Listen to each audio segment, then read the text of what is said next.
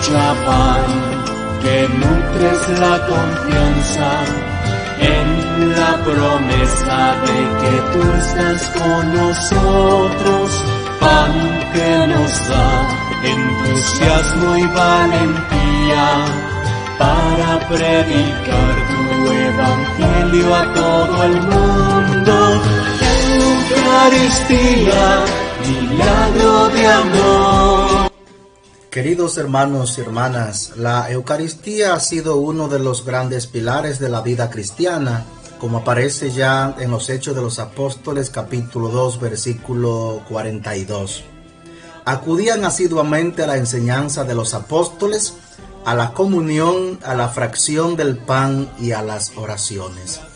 Y Lucas también nos recuerda en Hechos 20, versículo 7, que la Eucaristía se celebraba todos los domingos.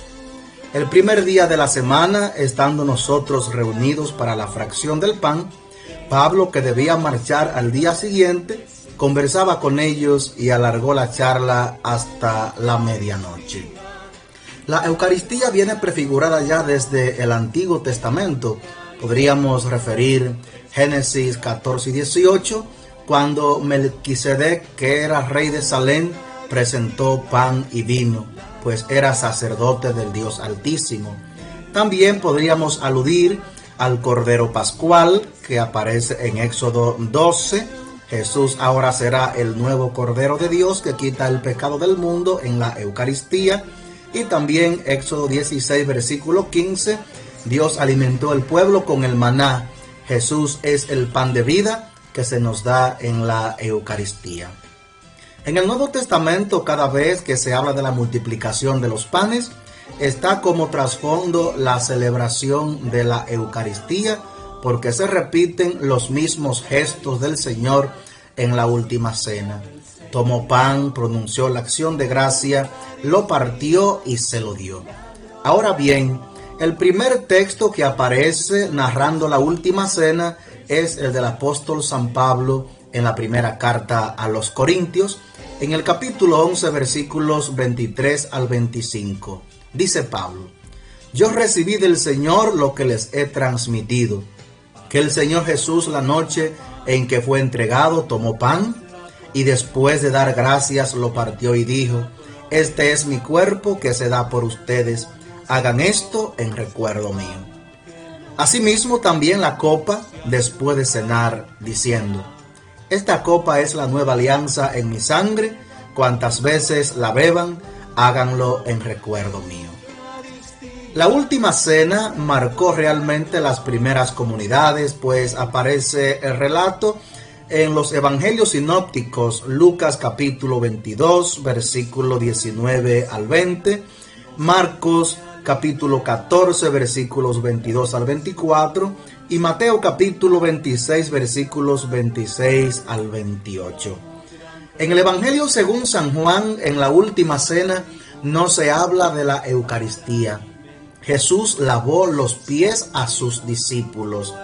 Recordemos que en el Evangelio según San Juan, Jesús no recibió el bautismo cuando estaba Juan Bautista en el río. Jesús pasó de largo y dice: Juan Bautista, este es el Cordero de Dios que quita el pecado del mundo.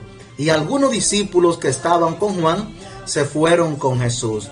Pues en la última cena según San Juan, Jesús no come el Cordero Pascual, porque Jesús es realmente el Cordero de Dios que quita el pecado del mundo. Y a la hora que morían los corderos para la cena judía, a esa misma hora muere Jesús como el Cordero de Dios que quita el pecado del mundo.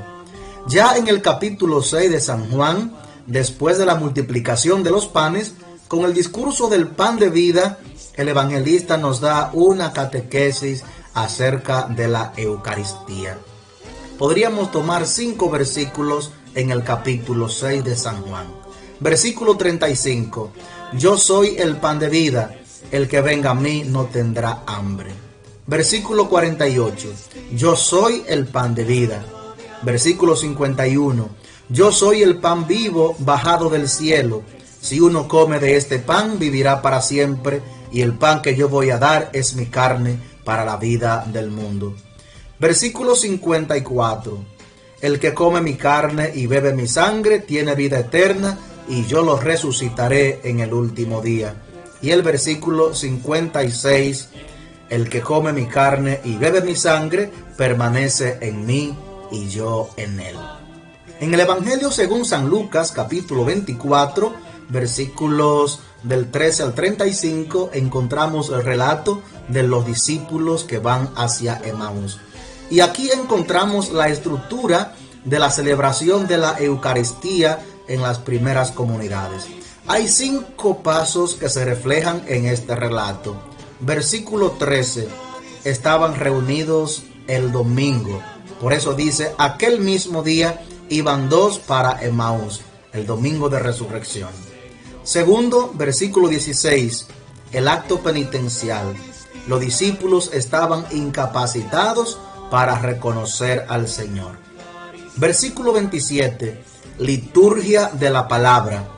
En el camino, Jesús, comenzando por Moisés y continuando por los profetas, les explicó las Escrituras.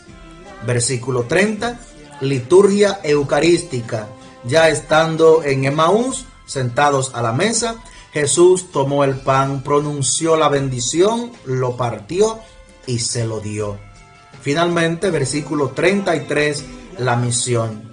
A ellos se les olvida que ya era tarde y levantándose al momento, volvieron a Jerusalén para compartir la experiencia con el resucitado en la Eucaristía. La Eucaristía, desde la perspectiva bíblica, nos invita a la comunión. Comunión entre los hermanos que compartimos la misma fe y comunión con el mismo Cristo, a quien recibimos en las especies de pan y vino. Por eso dice Pablo, 1 Corintios capítulo 10, versículo 16, la copa de bendición que bendecimos, ¿no es comunión con la sangre de Cristo? Y el pan que partimos, ¿no es comunión con el cuerpo de Cristo?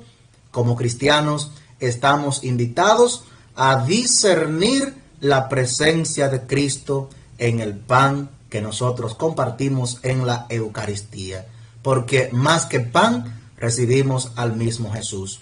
Yo soy el pan de vida, el que come de este pan vivirá para siempre y yo lo resucitaré en el día final.